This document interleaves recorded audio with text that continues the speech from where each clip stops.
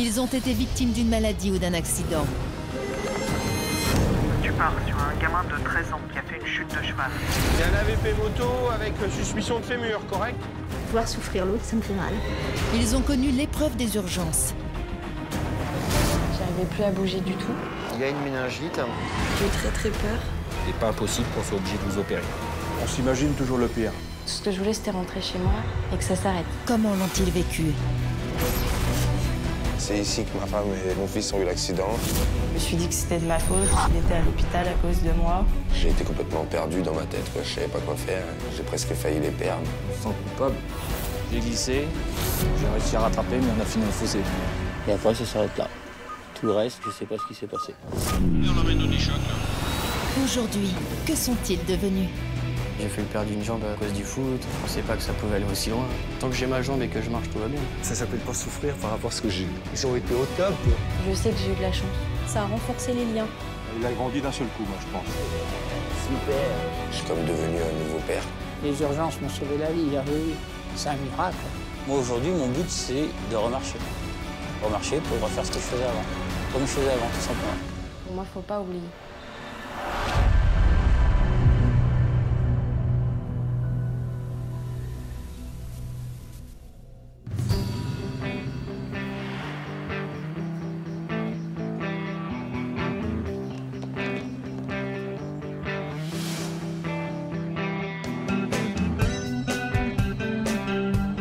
En France, 18 millions de personnes passent par les urgences chaque année.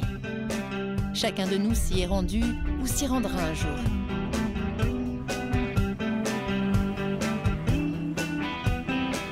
On dit que ce service est le fidèle reflet de notre société, et c'est vrai.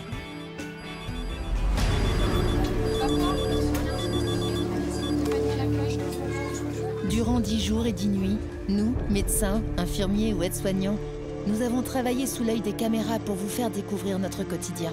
Bon, qu'est-ce que vous nous faites là? 1, 2, 3.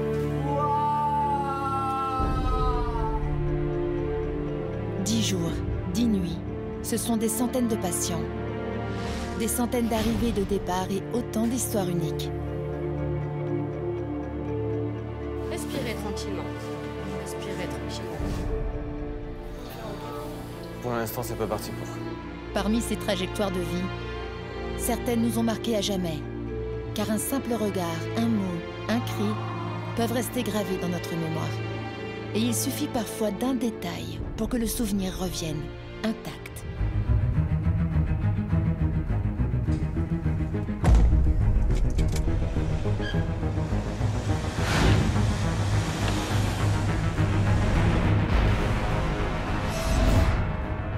C'était un accident à grande vitesse.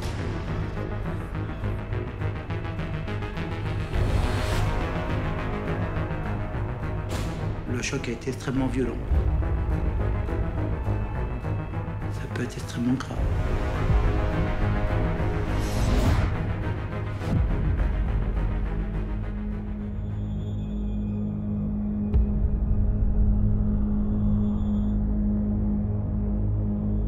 C'est ici que ma femme et mon fils ont eu l'accident.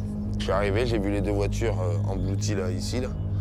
La voiture de ma femme, elle était complètement défoncée sur le côté et puis l'avant. Le côté de là où mon fils était, il était complètement défoncé. Donc je me suis imaginé mon fils, comment il était, quoi.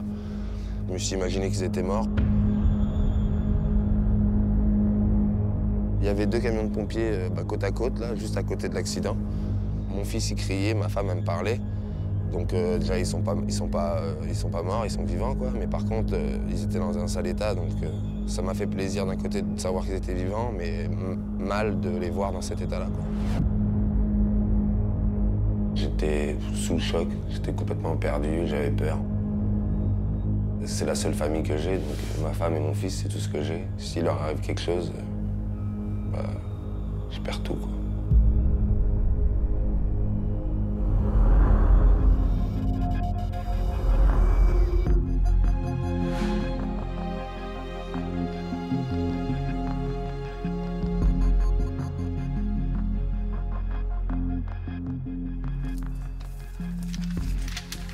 lui, il a eu un body scan, d'après ce que j'ai compris.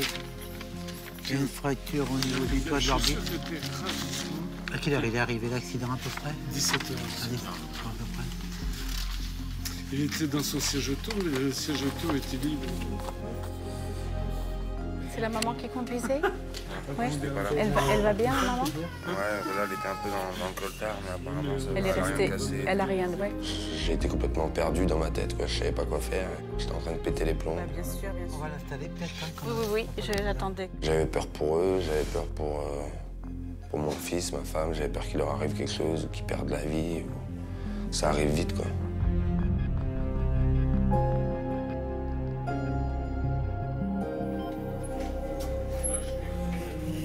Enlevez vos vêtements parce que vous allez avoir chaud, je pense. Parce que tout ça, c'est très impressionnant. Donc, voilà, vous allez vous sentir plus à l'aise comme ça. C'est quelle jambe cassée?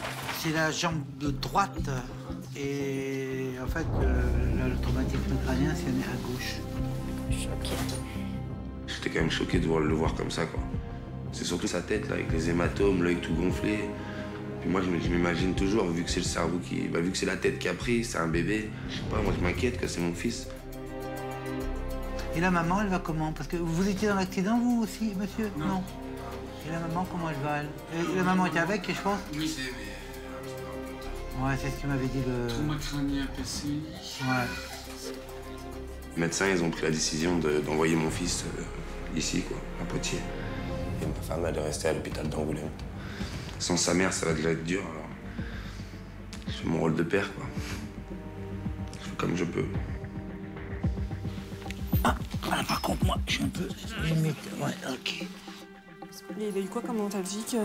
Je sais pas. Alors, comme antalgique, en prise en charge sanguine. Et 10 kilos, on pourra mettre de la morphine. C'est un enfant qui doit avoir très mal, donc il a été mis directement sous un antalgique puissant. Merci.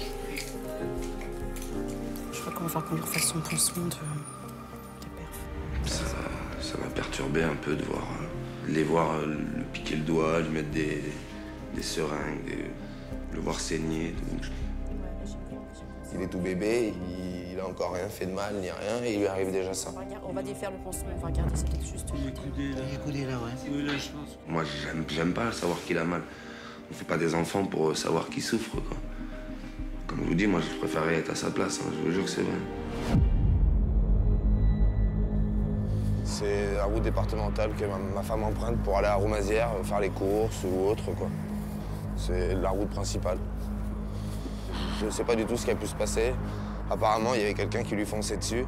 Et ben, ma femme, elle a voulu l'éviter. Et en mettant un coup de volant et en l'évitant, elle a perdu le contrôle de son véhicule.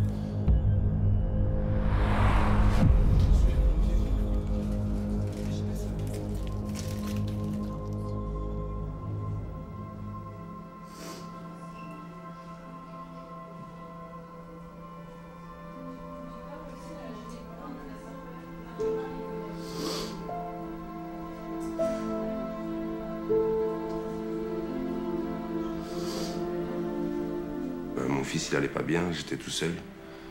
Et d'habitude, c'est tout le temps ma femme qui s'en occupe, quoi. Mais là, vu que je me suis retrouvé avec lui, j'avais pas le choix de la remplacer, vu qu'elle allait pas bien, tout. Puis pour mon fils, je pouvais pas le laisser malheureux, tout. Et j'ai fait tout ce que j'ai pu pour l'apaiser un peu et lui montrer que j'étais là, qu'on l'aimait, et voilà, quoi.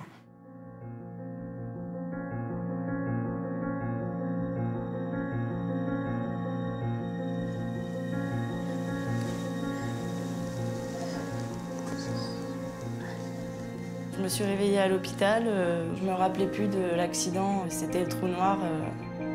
Je me suis dit que c'était de ma faute, que j'avais fait quelque chose de mal, que mon fils avait des problèmes à cause de moi, qu'il était à l'hôpital à cause de moi. Voilà, calme-toi, ok. Quand j'ai vu mon fils comme ça, j'ai eu peur. Je me suis dit que peut-être il pourrait jamais remarcher, que son œil, peut-être il pourrait plus jamais s'en servir. Non, t'énerve pas. Quand on voit son enfant comme ça, c'est une très grande angoisse et je le souhaite à personne.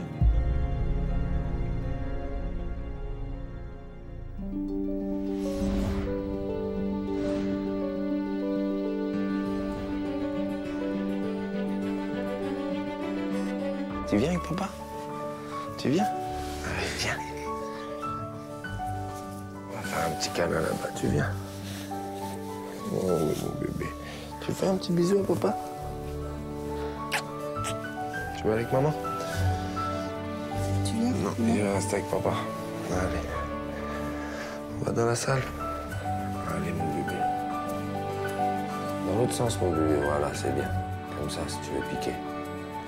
Sinon, tu n'y arriveras pas, mon bébé. Depuis cet accident, je suis comme devenu un nouveau père, quoi. Parce que je me rends compte que mon fils aurait pu y passer, donc je vais en profiter au maximum avec lui. Tiens. Trempe dedans, là. Avant l'accident, il me disait pas qu'on avait une chance de l'avoir en bonne santé et en train de courir, tout, quoi. C'est pour ça qu'à partir du moment de l'accident, j'ai toujours dit que s'il s'en sortait bien et en bonne santé, je ferais tout pour qu'il soit heureux et qu'il ait tout ce qu'il ait besoin, quoi. On a failli le perdre. Ah ouais, bah oui, les pompiers, le SAMU, les médecins, les infirmières, ils ont sauvé mon fils. Moi je dis oui, c'est magnifique ce qu'ils ont fait. C'est magnifique. Tourne un peu, ouais, super. Le prochain truc qu'on aimerait bien, c'est qu'il remarche vite, quoi. Très vite, quoi. Et qu'il se rétablisse bien, quoi. Qu'il puisse marcher avec nous dans les magasins, courir, voilà, marcher, quoi, comme n'importe quel enfant de son âge, quoi, normalement, quoi. Ah, mon bébé.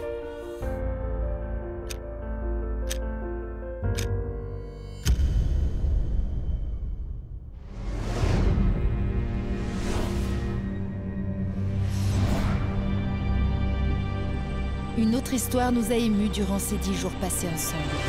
C'est celle du jeune Nicolas, victime d'une chute. Allô, Gis? Ouais. Tu pars sur un gamin de 13 ans qui a fait une chute de cheval. Il est passé par-dessus le cheval, donc à toute la hauteur du cheval. Ok, ouais. Donc moi, j'ai demandé est-ce qu'il ait la voie et l'hémopiou avant que vous arriviez. D'accord, et bon, bah, de toute façon, on y va, et puis voilà. Ça va couper la suite. Ok, bon courage. On est bipé pour intervenir sur un centre équestre pour un jeune homme de 13 ans qui a été victime d'une chute de cheval au galop. Il est par terre, il bouge pas, il sent plus son côté droit, tout le côté droit. Alors pour tout le monde, une fois posé, on part par devant. Il se passe tout un tas de choses dans notre tête. Est-ce qu'il est paralysé? Est-ce qu'il va rester paralysé? Je laisserai l'hélico comme ça, on marchera un peu avec le brancard. Qu'est-ce qu'on doit faire? Qu'est-ce qu'on peut faire? Mais on ne peut rien faire. On s'imagine toujours le pire. Bonjour jeune homme. Voilà, donc chute de cheval sur le dos, pas de perte de connaissance. Alors personne ne l'a vu tomber en fait. D'accord. Il était juste là. Traumatisme cervical. Ouais. Alors, Nicolas, tu vas me dire si je te fais mal ou pas. D'accord? L'objectif, c'est que tu ne bouges pas la tête. D'accord? Donc je vais te poser des questions, mais tu me réponds par oui ou par non. OK? Les enfants ont une particularité, c'est que ça peut vite devenir grave. Est-ce que je déclenche une... D'accord. Ici? Oui. Là? Oui. Et là aussi? Non. D'accord. Et ça fourmille que dans ton bras, c'est ça? Oui. Et où ça? Dis-moi. Enfin, dans la main, mais en fait, je la sens pas. Tu la sens pas du tout? Non. Il a un traumatisme du cou, en fait, avec un déficit du membre supérieur. Il n'arrive pas du tout à faire fonctionner son bras, en fait. Et Nicolas a chuté au galop. Et le cheval est tombé sur lui. Nicolas s'est relevé tout de suite en disant qu'il sentait plus son côté droit. Bruno, je vais voir les parents et puis je passerai le bilan. Bonjour, vous êtes le bavard? Oui. Docteur Richard? Bonjour. Bonjour madame. Votre fils, il ne se souvient pas de tout ce qui s'est passé. Bon, il est parfaitement conscient, hein. Là, il raconte très bien, sauf l'événement de la chute. Je croisais les doigts pour qu'il n'y ait rien de grave. Il a mal au cou, il ne sent pas son bras. Donc il va falloir qu'on fasse des examens, entre autres d'imagerie, en fait, pour savoir s'il y a des choses de cassées ou pas. Et l'inquiétude, elle est grandissante, hein, sans arrêt. Et au fond de soi, on se dit, allez, il va retrouver l'usage de sa main, il va ressentir tout de suite, et voilà. Chute, trauma crânien, Idée fait, collier cervical, il a reçu un perfalgan pour l'instant. 5 minutes sur la DZ. Ok, d'accord, merci. Ça se passe bien pour vous derrière? J'ai un problème. Hein. D'accord, c'est parti alors.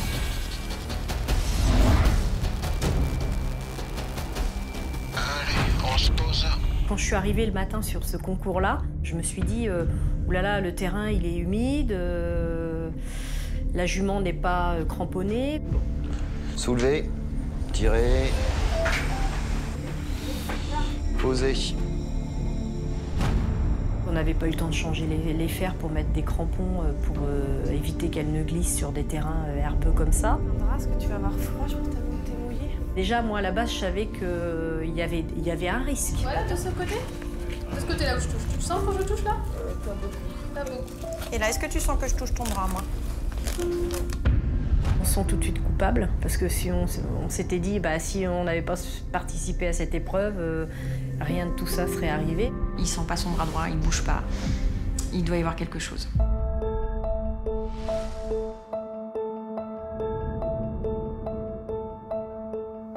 Est-ce que t'as mal à quelque part? La tête. Encore? Nicolas était quasiment à perte connaissance. J'essayais de lui faire ressentir quelque chose au niveau de sa main, mais malheureusement, il ressentait rien. Je le pinçais, j'ai failli même le mordre, mais bon, et il ressentait rien du tout, quoi. On ressent une certaine angoisse, hein, c'est sûr. On fait tout pour garder la tête haute et pas pleurer devant son enfant, hein. Nicolas aurait pu avoir une fracture au niveau des cervicales et rester paralysé. Il n'y a pas du tout de fracture, il ira bien.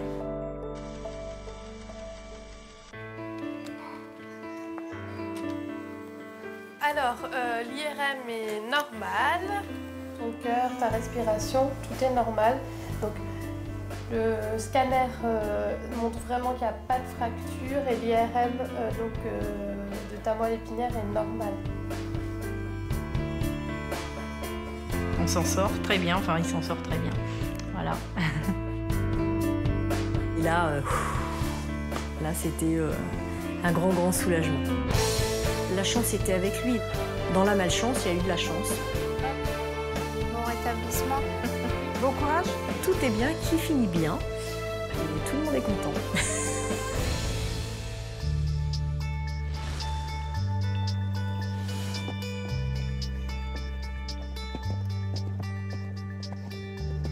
Oh.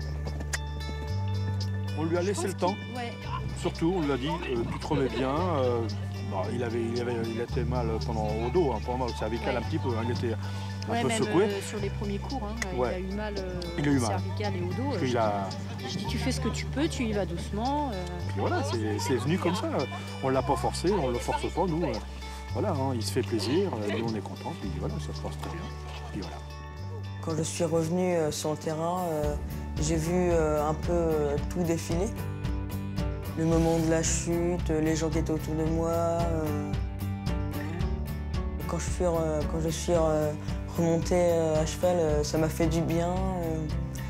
Je me sentais à l'aise et heureux.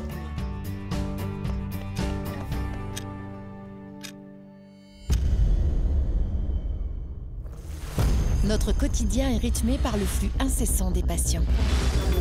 Va voir. Excusez-moi, monsieur, on va recevoir d'abord le monsieur qui était avant. Et j'arrive. Parmi eux, souvenez-vous, nous avons reçu Faustine qui était alors très inquiète.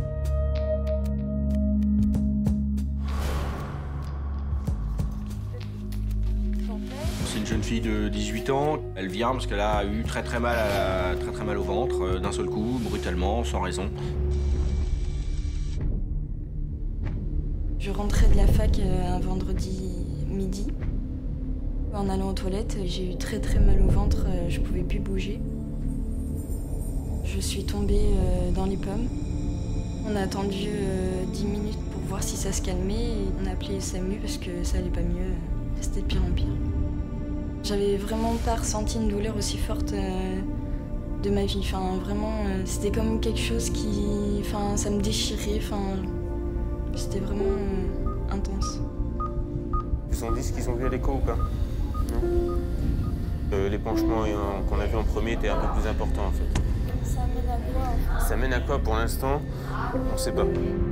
Quand j'ai appris qu'il y avait des épanchements dans les reins, j'étais un peu chamboulée, quoi. Pas de raison de vous inquiéter pour l'instant. Il faut prendre les nouvelles au fur et à mesure.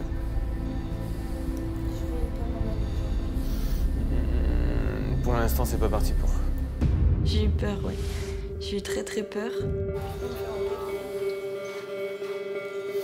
Pour l'instant, on n'en est pas là. On en est à chercher d'où vient cet épanchement. On n'a pas encore une idée fixe de ce que peut avoir cette jeune fille. On peut penser à une infection urinaire, à une grossesse extra-utérine.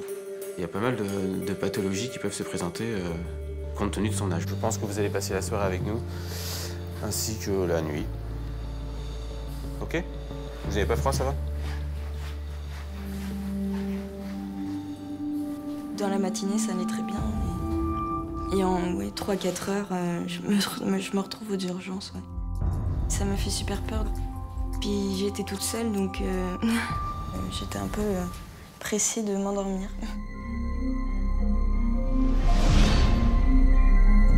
Bonjour madame, docteur Corin, je suis le médecin de garde. Bon, elle nous a un peu inquiétés. J'ai été appelée par l'ami de ma fille qui m'a dit que le SAMU venait de la transporter aux urgences. C'est en allant aux toilettes, c'est ça? Alors, est-ce que c'est un rapport avec sa vessie ou c'est quelque chose d'autre? Quand on est une maman, on est toujours inquiète pour ses enfants, c'est sûr. On a fait une échographie qui montre qu'il y a du liquide dans l'enveloppe qui entoure les intestins. Quand on lui explique qu'on a trouvé du liquide dans la cavité abdominale, elle comprend qu'il se passe quelque chose de pas tout à fait normal. C'est pas normal d'avoir du liquide à cet endroit-là. Ça, c'est une urgence absolue parce que ça peut être assez rapidement virer à la catastrophe. Là, j'ai commencé à comprendre qu'il y avait peut-être un problème. Elle avait été opérée du kyste de l'oral, d'accord? D'accord. Et là, petit à petit, depuis janvier l'année dernière, chaque fois qu'elle allait uriner, elle faisait une agrafe. Donc, on est retourné voir le docteur. Le docteur l'a opéré au mois de juillet, il lui a enlevé 15 agrafes. Et il nous a dit qu'il en reste un dans le cul-de-sac de Douglas. Dans le cul-de-sac de Douglas. Il en reste une qui, mais c'est pas grave, celle-ci, j'ai pas pu l'enlever, vous inquiétez pas, tout le monde a des agrafes dans le corps et un peu resté. Oui. Alors, est-ce que ça a un rapport? Bon, bah, je sais pas, c'est possible. Je me suis fait opérer il y a 3 ans de l'appendicite et ils ont refermé avec des agrafes la cicatrice. Ces agrafes n'ont pas tenu, donc elles ont commencé à passer dans la vessie. J'ai commencé à avoir des calculs rénaux, des petits cailloux avec des agrafes dedans. Elle a eu une autre opération pour enlever les agrafes et apparemment il reste une agrafe et je pense que c'est le problème d'aujourd'hui. Donc là ce soir Oh, je pense qu'elle va rester, oui, en surveillance. Bon. Maintenant, bon, elle a... Comment? Attendez, va bien. Ah, attendez. Tu m'apportes une chaise, s'il te plaît? J'ai pas mangé. On va vous apporter une chaise et de quoi manger. Ma mère était très stressée. Elle me rassurait pas trop parce qu'elle essayait déjà de se rassurer elle-même. Elle a failli vomir. Elle a eu peur. Vous avez des toilettes parce que je peux... Attendez, boum. Dans sa tête, elle imagine le pire. Si ça va pas, c'est une maman.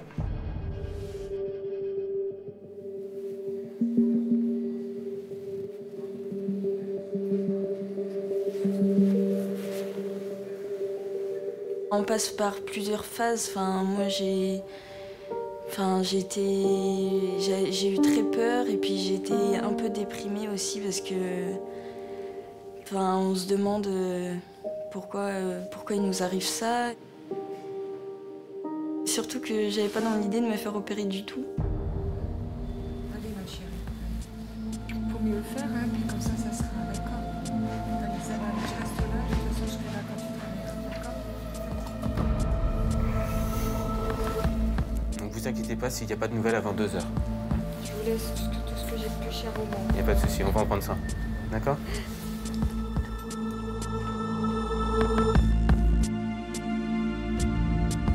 Toute ma vie, je m'en souviendrai et je me rappellerai de comment ça s'est passé et de la douleur que j'ai ressentie.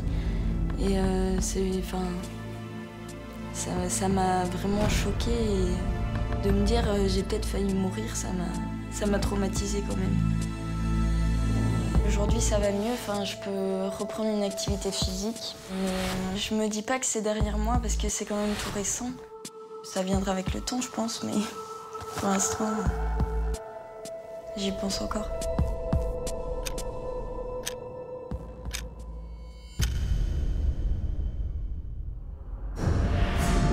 La nuit, nous sommes souvent confrontés à des accidents graves. Parmi les victimes que nous avons secourues, il y a eu Rémi, qui est encore loin aujourd'hui d'être tiré d'affaire.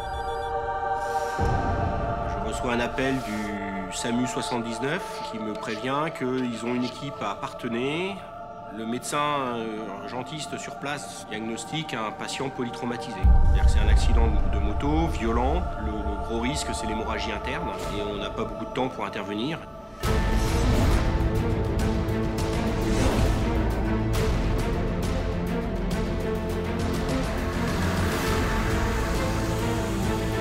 L'hélicoptère se pose sur place, nous attend un camion de pompiers dans lequel est le patient. Ah, une fracture du fémur? Suspicion tiers sup. J'ai une douleur plutôt hanche, mais ok. Au niveau de l'aine. Ok. Fracture ouverte, tibia, péroné, sur 2 cm, hémorragique. Est-ce que vous êtes gêné pour respirer? Non, là c'est bon. Non, au ventre, la douleur, elle est comment? C'est la jambe qui vous fait mal le plus? Ouais, ok. J'ai l'impression qu'elle est toute serrée. Oui, mais elle est serrée, elle est cassée. Vous saviez que vous aviez une fracture? Non? Bon. D'accord. On vous emmène à Poitiers en hélicoptère, par contre. Vous êtes au courant? Oui? On est parti.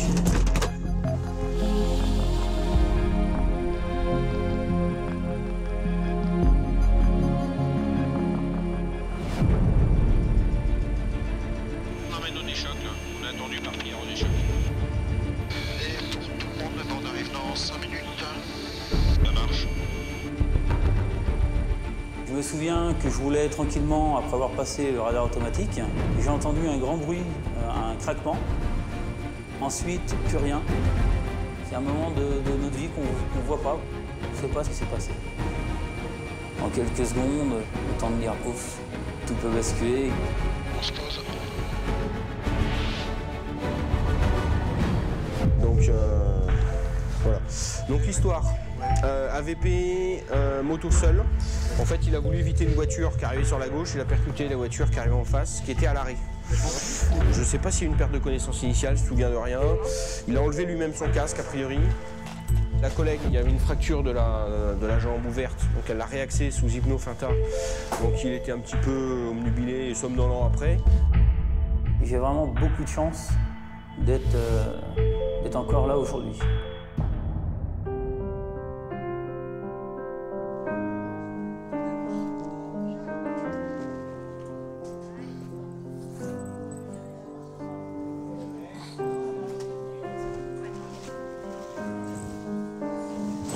Tout simplement, ça aurait pu être fini, j'aurais pu être mort. C'est tout. Il n'y a pas... On pense pas à 50 000 choses, hein. J'aurais pu être mort, ne plus voir ma femme, mes enfants. L'accident, je me souviens entendre le bruit de la voiture qui me touche. Et après, ça s'arrête là. Tout le reste, je ne sais pas ce qui s'est passé. C'était le samedi soir, l'accident. Je me réveille un dimanche, je ne sais plus si c'est le matin ou l'après-midi. Et je ne marche plus et j'ai un appareillage sur la jambe.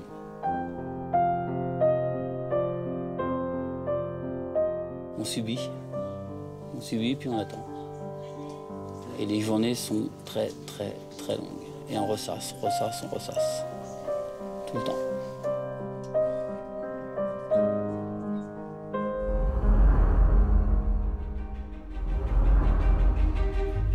Il y a une petite fracture au niveau de la tête de votre hanche Et au niveau du tibia péroné, vous avez le tibia qui est cassé, le péroné qui est cassé. Et au niveau du tibia, il y a encore une fracture un peu plus haute. Vous aviez de bonnes raisons pour avoir mal. Au niveau de la hanche à gauche, c'est une fracture qui est luxée en plus. Ça veut surtout dire que la jambe est sortie de son articulation au niveau du bassin. Je suis resté 7 semaines allongé, donc avec un système de traction sur la jambe pour pouvoir tout mettre en place correctement. 7 semaines allongé, c'est très long. Ensuite, c'est déplacement en fauteuil avec jambes tendues. J'étais en colère. J'ai été pendant un moment très mal, hein, du fait de plus pouvoir marcher, d'être en fauteuil, comme je dis, pas pouvoir faire ce qu'on veut, quoi. J'en ai pleuré, mes enfants en ont pleuré, ma femme aussi. Ça fout un coup au moral à tout le monde. Mais il va aller au bloc. Ça va, mon cœur? Hein? Ça va? Donc, carrément, sauver la vie. Aujourd'hui, il ne serait pas déplacé, il n'y en aurait pas eu. Qu'est-ce qui se serait passé le temps que j'attende que quelqu'un vienne? On ne sait pas. Les garçons, ils sont partis chez maman. Hein? Je vais aller chercher demain soir et puis quand ça ira mieux, je te les emmènerai. D'accord? Hein? Ma femme a eu très peur. Elle a eu très peur de me perdre. À Noël, quand mes enfants ont ouvert leurs cadeaux, ils auraient pu ouvrir leurs cadeaux, mais sans leur père. J'ai fait la promesse à ma femme, la moto s'est terminée. Allez.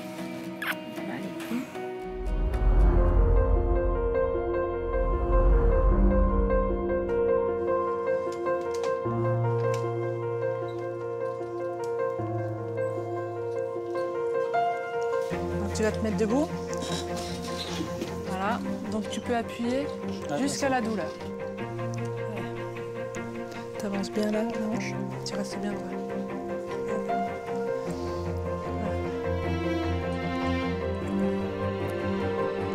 Moi, aujourd'hui, mon but, c'est de remarcher. De remarcher pour essayer de refaire ce que je faisais avant. Comme je faisais avant, tout simplement. Écarte un petit peu ton pied. Il y aura toujours un léger handicap. Parce que de toute façon, je vais boiter, je marcherai pas comme je marchais avant. Elle avance bien. Voilà. Il y aura toujours un léger handicap, mais il faut essayer de se mettre dans la tête, je vais réussir. Allez, assieds-toi, pose-toi un petit peu. Prends les accoudoirs. Voilà. Je m'en sors très bien, j'ai une bonne étoile avec moi. C'était pas mon heure, donc c'est pour ça que je suis là aujourd'hui. Je vois encore mes enfants, ma femme, toute ma famille. Donc je m'estime heureux.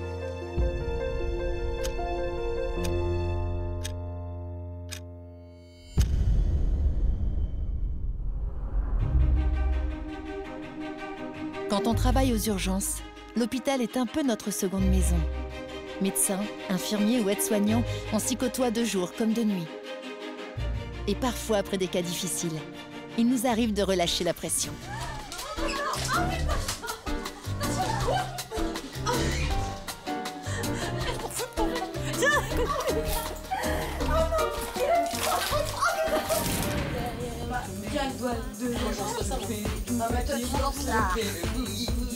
Toi, tu fais que le boogie-boogie.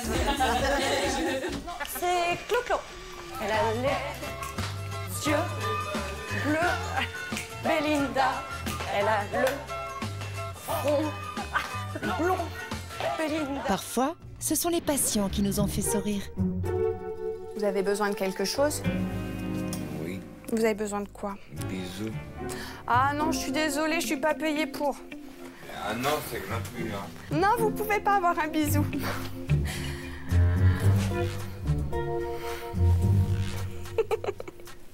On me l'avait jamais faite. Et parfois, ce sont des proches accompagnant un patient qui nous ont attendris. Ils l'ont fait souffler, tu te rends compte s'il avait eu de l'alcool? Oh, mais le matin quand même. Moi, je ne bois pas. Ah ben non, il ne boit pas. Puis il ne faut pas, hein. Moi, comme je dis, bon, on va chez quelqu'un, on boit de l'eau, puis c'est tout. Hein. Exactement. Hein? C'est pas un déshonneur, hein? Dire non, moi, j'en bois pas. C'est ces radios. Ah, c'est ces radios? Oui. Ah oui, tu vois. Oui, oui. Ça doit être la côte et de la colonne. Oui. Ils ont dit qu'il n'y avait rien. Va. J'aurais pas pensé que j'aurais été aux urgences aujourd'hui. Hein.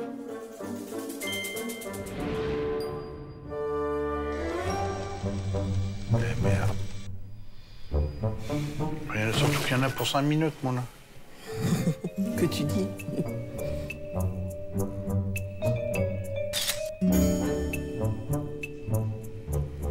Oh, j'aime pas la clim, là. Oh, putain. T'es obligé là-dedans, t'as rien d'autre. Ça va me faire mal, moi. Putain, pour le recoudre, je sens que ça va me faire mal. Alors, il va me dire d'aller passer une radio. Tu vas voir. Ça, c'est sûr, moi. Je dis, je suis pas sorti avant 2 heures. Tiens, tu verras. Je suis pas sorti avant 1 heure, avant minuit. Messieurs, dames, bonjour. Bonjour, mesdames. C'est une branche? Ouais, c'est une manche. Hein. Mais qu'est-ce que vous lui aviez fait? En tondant, je suis passé sur des guêpes qui devaient s'enterrer. Quand j'ai vu ça, ben, j'ai accéléré, mais Vous aviez pas vu qu'il y avait... Si, j'avais vu la branche parce que j'allais tout doucement. Mais quand j'ai accéléré, voilà, ça a cogné, puis j'ai continué, voilà. Je tondais ma pelouse un samedi. Et, en tondant, je suis passé sur un nid de guêpes. Comme je suis allergique aux guêpes, je vous le dis pas. L'accélération rapide. Mais dommage pour moi, il y avait un cerisier. Voilà. Je suis passé dessous, mais il m'a cassé la tête. C'est pas du vieil idéogag, mais presque. Il y en a mis 5 quand même. 6, 5 5, je crois. 6. 5 sûr. Je suis un guerrier. Un vrai guerrier. Je suis quand même un guerrier, mais là, petit guerrier. Petit guerrier par rapport aux guêpes. Elles sont toutes petites, mais méchantes. Tandis que moi, non, je suis costaud, mais pas méchant.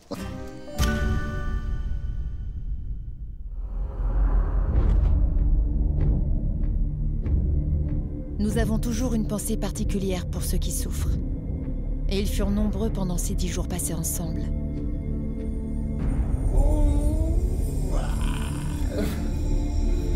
Là, t'es là.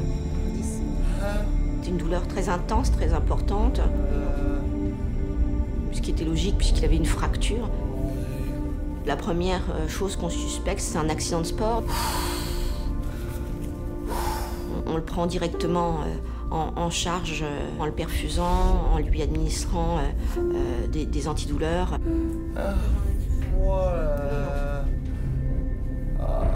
Détendez-vous. Vous ne contrôlez plus rien, c'est normal. C'est normal. Bah oui, mais... Ne vous inquiétez pas. 1, 2, 3.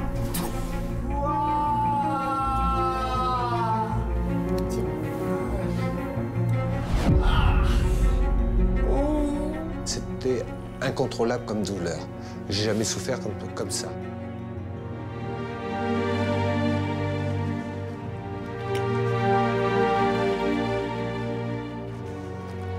Je partais à l'entraînement de vélo sur Poitiers.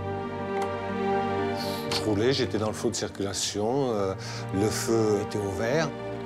J'ai tourné sur ma droite très doucement et trop doucement. Et là, j'ai glissé sur une bande blanche d'un passage piéton et je suis donc tombé par terre très lourdement.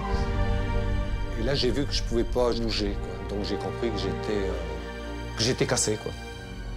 Enfin, j'ai compris que j'étais cassé. J'ai compris que ça allait mal. Cassé, je ne savais pas encore. Je suis tombé, voilà, je suis tombé là. Et là, c'est comment? Pareil pour l'instant. Le moindre déplacement me faisait horriblement mal. On est vraiment impuissant et en fait on se demande ce qui va arriver, ce qu'ils vont faire. Ils m'ont mis de la morphine.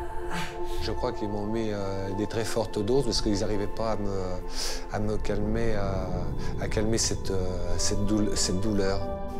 Là, vous avez une douleur qui est aiguë, qui est importante et qui n'est pas soulagée par la morphine. Donc on va faire ce qu'on appelle un bloc fémoral. Donc on va aller endormir le nerf qui innerve la partie du fémur. Donc on va vous soulager par cet intermédiaire. Et ça fait mal. On avait fait de la morphine, on voyait que ça ne suffisait pas et j'avais besoin de le déconnecter, si vous voulez, un petit peu, sans le mettre dans un état d'anesthésie générale.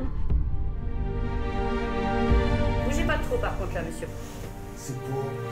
Là, elle fait l'anesthésie pour endormir la jambe, le médecin. D'accord?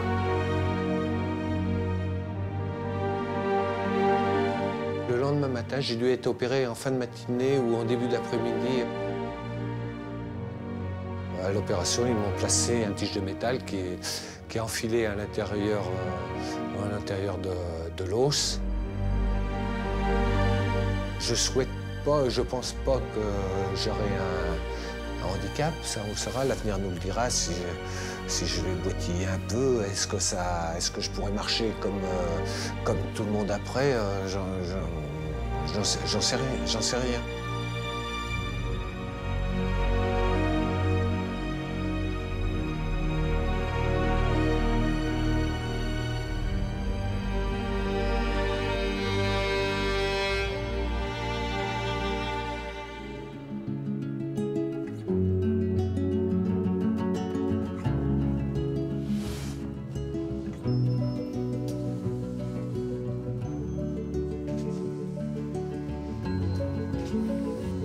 Honnêtement, d'être handicapé, quand on a été bien portant, c'est affreux. C'est frustrant, vous avez toujours besoin d'aide, il vous manque toujours quelque chose, il faudrait que vous ayez toujours quelqu'un avec vous. Et ça, c'est frustrant. Oui. Le but, c'est de quitter absolument ce lit le plus vite possible. Voilà. Et là, j'ai pas la force. Je peux pas faire ça. Actuellement, je peux pas le faire. Je m'aide, mais je peux pas le faire. Mais ça me fait mal dans le genou mais ça va passer. Ça s'appelle pas souffrir par rapport à ce que j'ai eu. Voilà. Ça fait mal, c'est tout.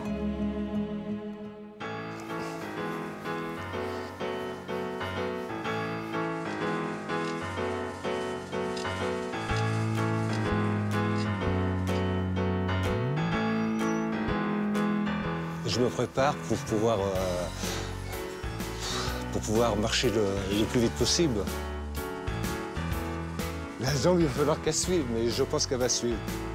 Ça me fera encore plus plaisir de prendre mon vélo et d'aller sur la route avec mes copains, quoi. J'ai besoin de bouger. J'ai besoin de bouger.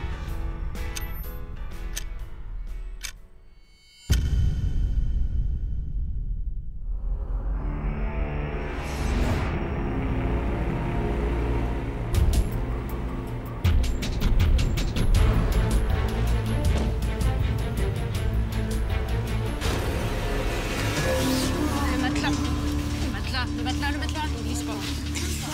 Il n'y a plus de matelas. J'ai plus. Faudrait que...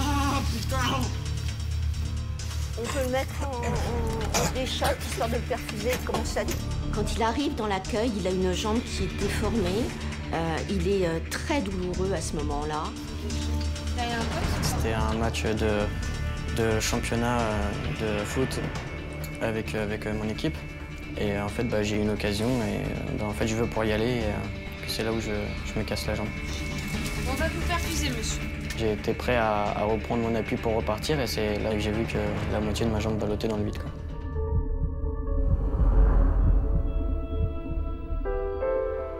Je sais qu'il avait quelque chose, que c'était grave, qu'il ne pouvait pas se lever, qu'il ne pouvait pas tenir sur ses deux jambes. Je savais que ça.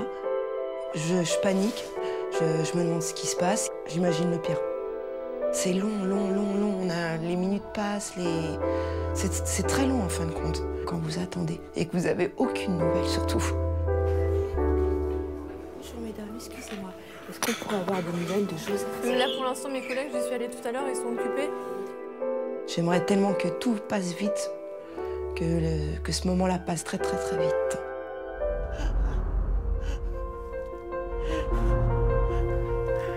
S'il vous plaît. Vous avez mal?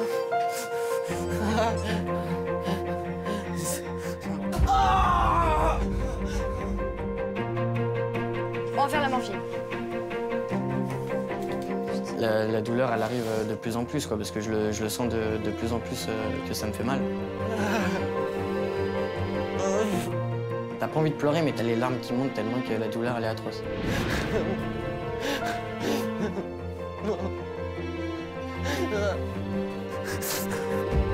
J'arrête pas de l'entendre dire j'ai mal et je me sens impuissante en fin de compte. J'ai trop mal, maman, je te jure. J'ai l'impression que l'os, il va sortir. Ça me fait mal dans moi, j'ai tellement mal pour lui. Donnez-moi quelque chose, là. On va vous soulager. On va se mettre dans une autre pièce, là. Ah, on va aller au déchocage. D'accord? Pour pouvoir le surveiller un petit peu mieux.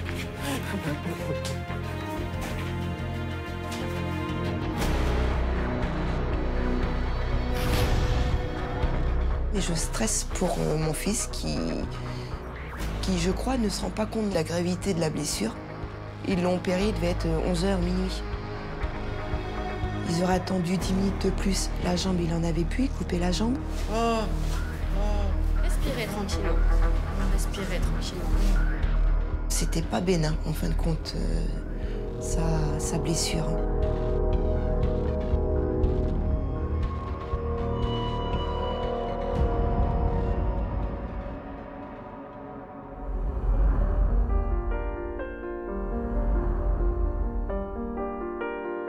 L'opération, j'ai fait une complication. Ma jambe a gonflé d'une vitesse qui devenait toute violette. Le sang circulait plus. Donc ils ont dû me faire 2 ouvertures de chaque côté de la jambe pour libérer le sang et sinon il n'y avait pas d'autre solution. Mais bon, je préfère avoir ma jambe dans l'état où elle est là, toute flasque, sans muscle, avec des cicatrices un peu partout, avec une greffe, que de ne plus en avoir du tout, quoi. Dans son malheur, il a énormément de chance. Je pense que c'est une épreuve de la vie.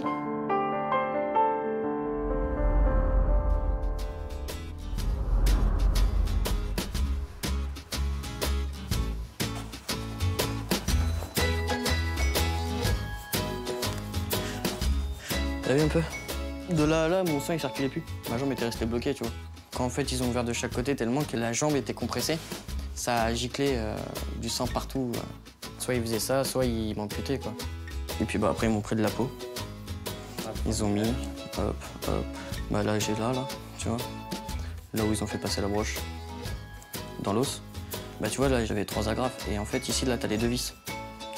Tant que j'ai ma jambe et que je marche, tout va bien, là. C'est important, ça. Après voilà, hein.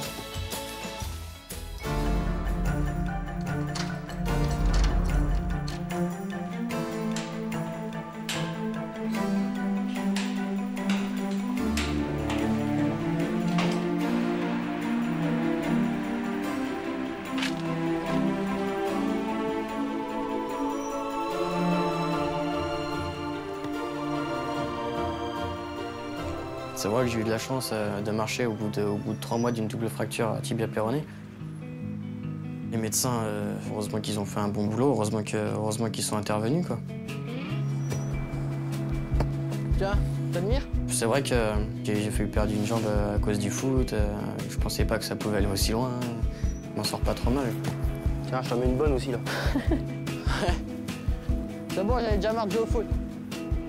Ça te fait marcher, ça te fait faire un peu d'endurance, tout, tu vois. Je me venge de toutes les fois que tu voulais me faire courir. Tu vois, c'est pas compliqué de faire une passe comme ça.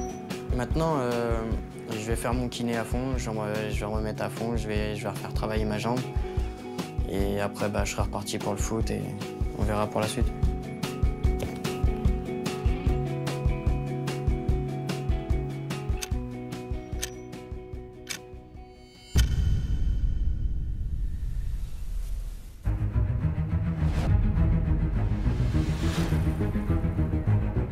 nous, les soignants des urgences, notre mission est double. C'est depuis quand ça? D'accord, on est parti chercher un brancard. Vous pouvez avancer juste ici, madame. Soulager au plus vite la souffrance de nos patients et établir le bon diagnostic pour pouvoir les soigner. Pourquoi vous avez des difficultés à marcher là? Elle arrive ici, je ne lève plus, ça me fait mal. À quel niveau? Et souvent, il nous faut annoncer de mauvaises nouvelles. Tel fut le cas avec Perrine, du moins dans un premier temps. On va lui mettre les jambes. On va vous mettre un petit masque sur le nez, madame. Hein? D'accord? Puis on va appeler le docteur. Hein? Vous pouvez respirer à travers, hein? D'accord? J'arrivais plus à bouger du tout, ni ouvrir les yeux aussi, c'est ça qui m'inquiétait. La veille, j'ai commencé à avoir des petits maux de tête qui apparaissaient mais qui restaient pas. C'est le matin que là, les maux de tête sont devenus assez violents. J'étais assise par terre, avoir mal à mettre la tête entre les jambes pour essayer d'arrêter la douleur. C'est mon conjoint qui s'est affolé. Tellement il était inquiet, il a appelé sa mère, qui, elle, m'a vue dans un état. Elle m'a dit « essaye de te mettre droite, de te regarder, de mettre la tête bien droite ». Elle m'a touché la nuque. Elle m'a dit « bon, on cherche pas, je t'emmène à l'hôpital tout de suite ». T'emmènes la jeune fille? Box 3? Oui. Je venais la chercher. Pour moi, c'était une migraine. J'avais pas d'autres symptômes, donc ça restait. Pour moi, ça restait pas grand-chose, quoi.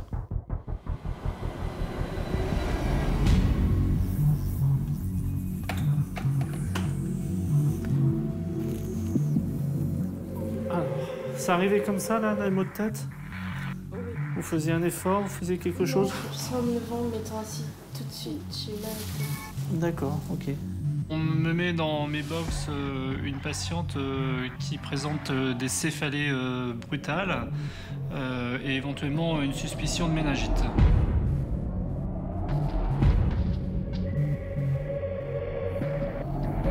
Bon. Qu'est-ce que vous nous faites là? Une méningite, ça fait énormément peur. La patiente risque un coma, voire malheureusement un décès.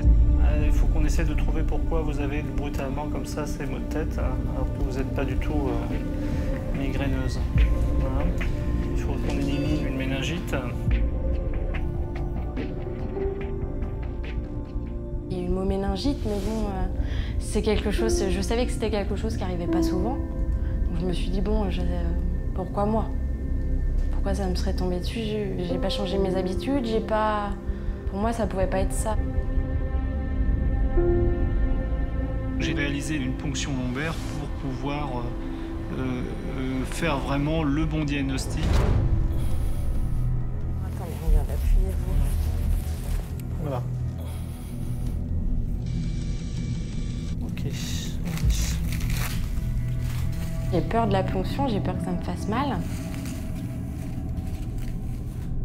Essayez de bien vous décontracter, de respirer tranquille.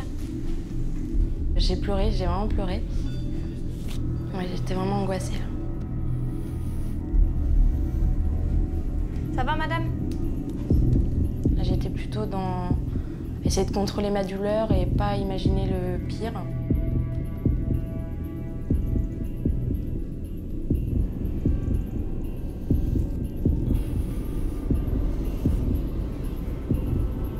Là, tout ce que je voulais, c'était rentrer chez moi et que ça s'arrête. Attends, non, pas pour l'instant.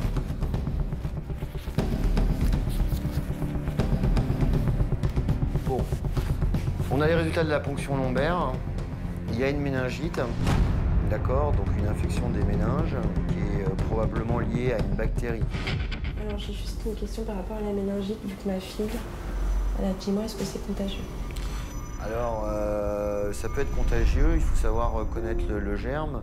Votre jeune fille, est-ce qu'elle est malade en ce moment ou pas? Elle a de la fièvre, elle a mal à la tête? Oui, de la fièvre, à 38,7.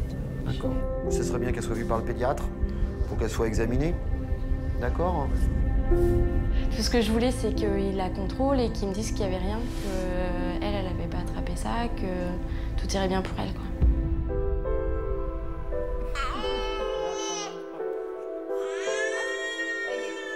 C'est fini. Ça y est, ça y est, ça y est.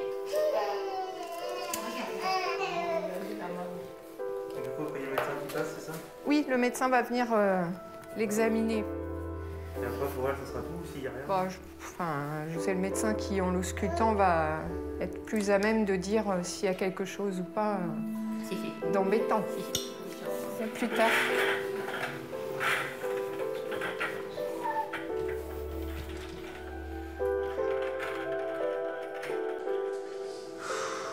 C'est la première fois qu'on vit des trucs comme ça, donc moi on m'a dit méningite, on m'a dit que c'était grave. Après, je sais pas exactement ce qui se passe derrière, je sais pas ce que c'est comme maladie. Donc bah oui, là je commence à m'angoisser. Je me fais beaucoup de films dans ma tête.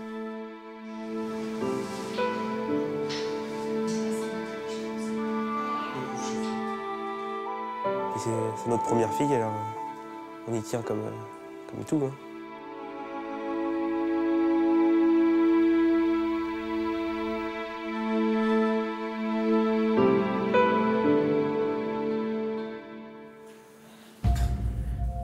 Je me suis retrouvée toute seule et angoissée en fait. J'ai pensé forcément à me dire si méningite, je sais que ça peut être contagieux. J'ai pensé à tout ce qui pouvait se passer, à ma fille. C'est un peu terrifiant. Là, j'ai commencé à me faire plein d'images qui passaient dans ma tête, en me sentant coupable aussi. Je me suis dit, si ma fille l'a attrapée, c'est forcément de ma faute. Et là, c'était un moment dur, assez dur.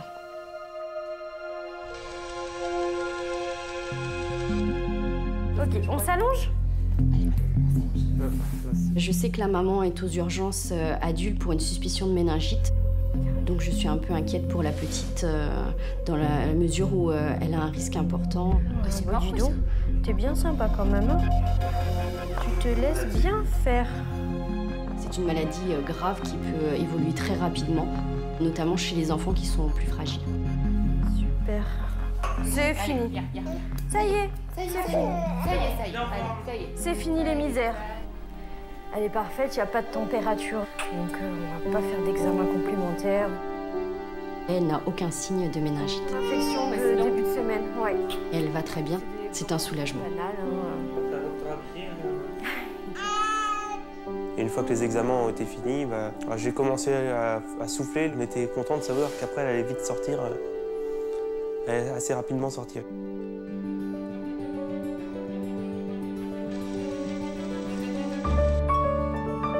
La fièvre va bien baisser et puis les douleurs à la tête également.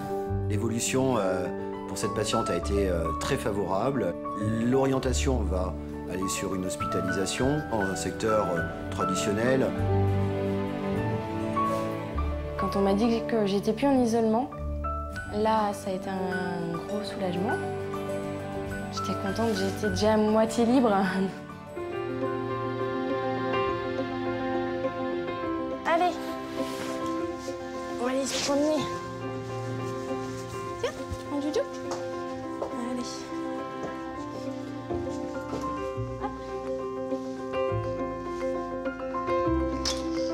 En avant.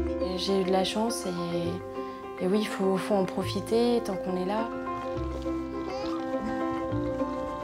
Moi, j'ai la chance d'avoir ma fille, d'avoir ma famille. Donc c'est vrai que on essaie de partager des moments, de profiter. Et puis de passer surtout du temps ensemble. Quand on sort d'une affaire comme ça, on va dire, d'une maladie comme ça, on est content de rester tous les trois et d'espérer qu'il n'y a rien qui recommence dans le futur qui puisse nous séparer. Ça peut très vite changer, on peut très vite partir, on ne sait jamais ce qui se passe le lendemain, on ne sait jamais ce qui se passe quand on se réveille. Donc il faut profiter de la vie.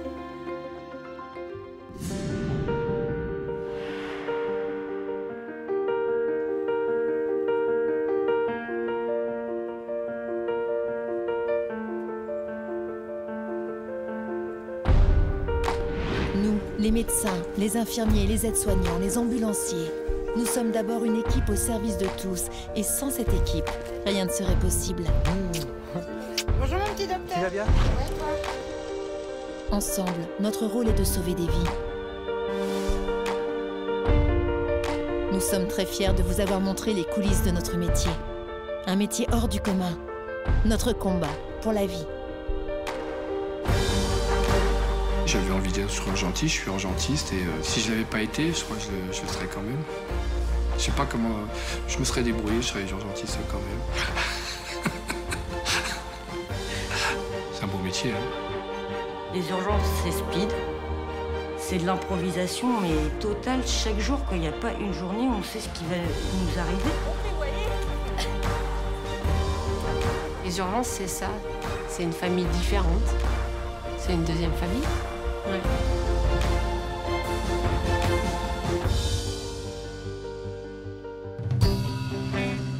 C'est vraiment, je me fais fureur, là. Hein. Oh bah alors attends. C'est un monsieur qui venait pour... Vertige. Où sont les maquilleuses, là? Voilà. Attends, je me fais beau.